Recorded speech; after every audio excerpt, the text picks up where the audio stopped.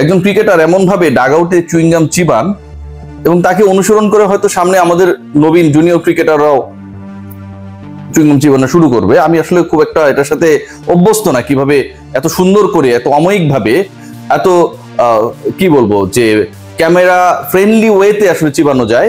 মনে হতে পারে যে আসলে সূর্যকুমার যাদব হয়তো বাংলাদেশ ডাগ আউটে চলে এসেছেন, বাংলাদেশের হয়ে হয়তো খেলা শুরু করেছেন। আমরা দেখি না অনেক ক্রিকেটার তার দেশ ছেড়ে অন্য দেশের হয়ে খেলেন। জাকের আলী অনিকের চুইংগামের উপর যে অত্যাচার চলে ডাগ আউটে, ফিল্ডে, কিপিং এর সময়, মনে হতে পারে হি সূর্যকুমার যাদব। বাংলাদেশ ক্রিকেটে এমন একটা ভাইবস তৈরি করা হয়েছে এবং সেই ভাইবসটা তার গুরু তৈরি করেছেন। তার প্রিয় গুরু বাংলাদেশ দলের এই মুহূর্তে একটা বড় দায়িত্বে রয়েছেন। বাংলাদেশের ক্রিকেটে এই মুহূর্তে নেপরজনক, বছর গেলে কোটি টাকা তার ঠিকই ব্যাংক অ্যাকাউন্টে ঢোকে, যে আসলেই বিশাল 6 হিটার, তার উপর কোনো ফিনিশার নেই। একটা আসর শেষ হলো, বাংলাদেশকে লজ্জায় ডোবালেন। আফগানিস্তান ম্যাচেও অলমোস্ট লজ্জায় ডোবাচ্ছিলেন যখন বলার ব্যাটের কানেকশন করতে পারছিলেন না। মনে করুন টানা 4টা বল টাচ করতে পারেন নাই ফাস্ট বলে, আর এবার স্পিন বলে সিঙ্গেলস নিতে ব্যর্থ হয়েছেন। এই যখন সিচুয়েশন, তখন আমার ফিনিশারের নাম হচ্ছে জাকের আলী অনিক, ভিভ রিচার্ডস বাংলাদেশের ক্রিকেটের। খেয়াল করে দেখুন যে এই ক্রিকেটারদেরকে নিয়ে যখন এই আলোচনাটা করছি, ঠিক তখন সামনে একটা স্ট্যাট, এই স্ট্যাটটা আপনারা অনেকেই দেখেছেন। এশিয়ান গেমসে খেলেছিলেন, সেখানটায় 43 বল ব্যাট করার সুযোগ পেয়েছিলেন, সব মিলিয়ে ছক্কা মেরেছিলেন একটা। এশিয়ান গেমসে কারা খেলে আপনারা সবাই জানেন, দুর্বল দুর্বল দলগুলো। টি-20 ওয়ার্ল্ড কাপ, সেখানটায় 46 বল খেলার সুযোগ পেয়েছিলেন সবশেষ টি-20 ওয়ার্ল্ড কাপে। বেচারা কোনো ছক্কা মারার সুযোগ পান নাই বা মারতে পারেন নাই, ক্যাপাসিটির মধ্যে ছিল না। মাঠগুলো অনেক ছোট ছিল কিন্তু ছক্কা মারতে পারেন নাই। চ্যাম্পিয়ন্স ট্রফি পাকিস্তানে বাংলাদেশ গিয়ে খেললো, সেখানে তিনি খেলেছেন 169 বল, প্রায় 27-28 ওভারের কাছাকাছি, এবং সেই 28 ওভার ব্যাট করে 6 মেরেছেন বাংলাদেশের ভিভ রিচার্ডস, সেরা ছক্কা মারার প্লেয়ার মাত্র একটা।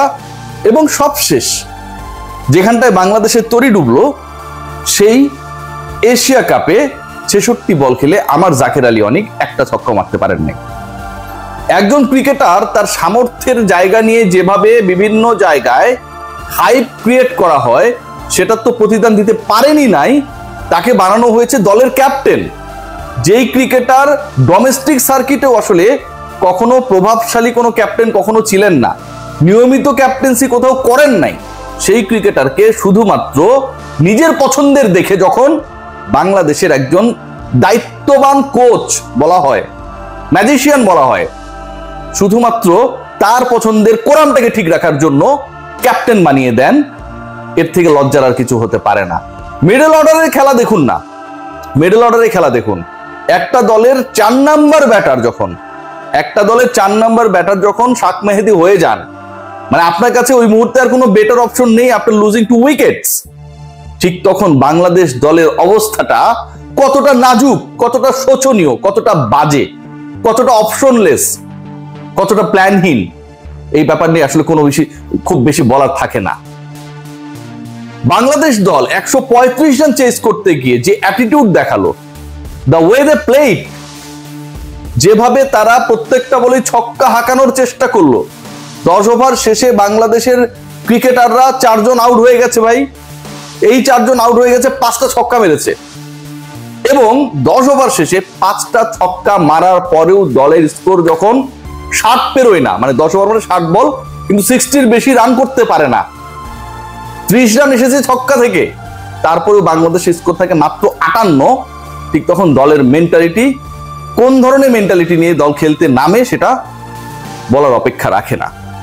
খেয়াল করে দেখুন এই জাকের আলী অনিককে নিয়ে যে হাইপ ক্রিয়েট করা হয়েছে সময়ে সময়ে, যেই বলটাই তিনি আউট হয়েছেন, বাংলাদেশের রান তখন 73-74, বাংলাদেশের উইকেট তখন মোটামুটি 5টা নেই, যে খেলা বাকি রয়েছে তাতে প্রতি ওভারে 10-এর মতো রান লাগে, ক্রিজে রয়েছেন শামীম হোসেন পাটোয়ারি, স্মুথ শট খেলছেন।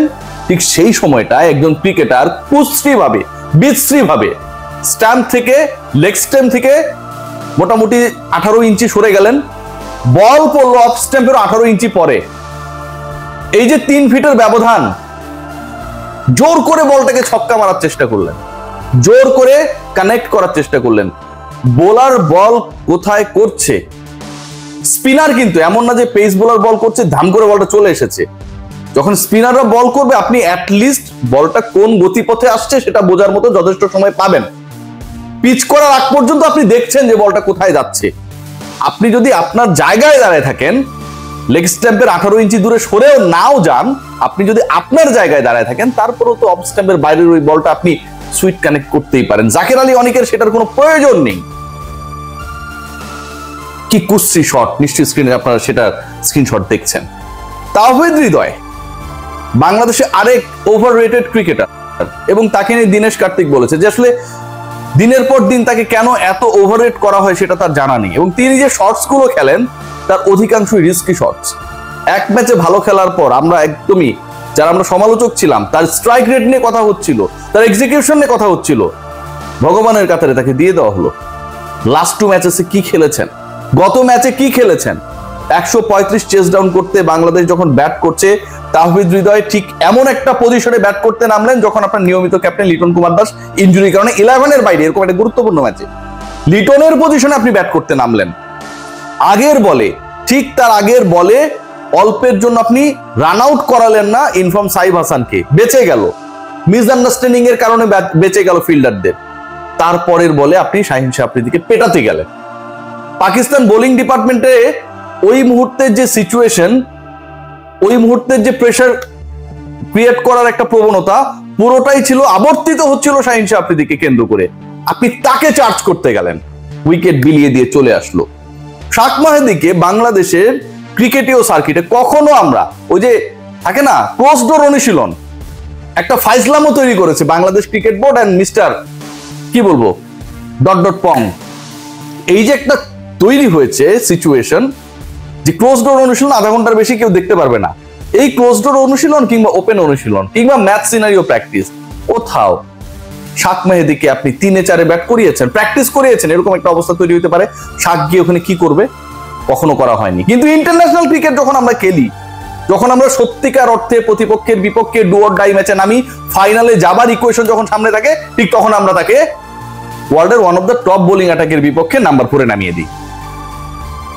আমরা যে জিনিসটার প্রিপারেশন নেইনি কখনো, সেই কাজটা আমরা করি ম্যাচে গিয়ে। ভাবতে পারেন একটা দলের মিডল অর্ডার কতটা ফোকলা হলে শুধুমাত্র একজন লিটন কুমার দাস ইনজুরিতে আউট দেখে আমার 4 নাম্বার ব্যাটার হয়ে যান শাক মাহাদি। এর থেকে দুঃখজনক কি হতে পারে?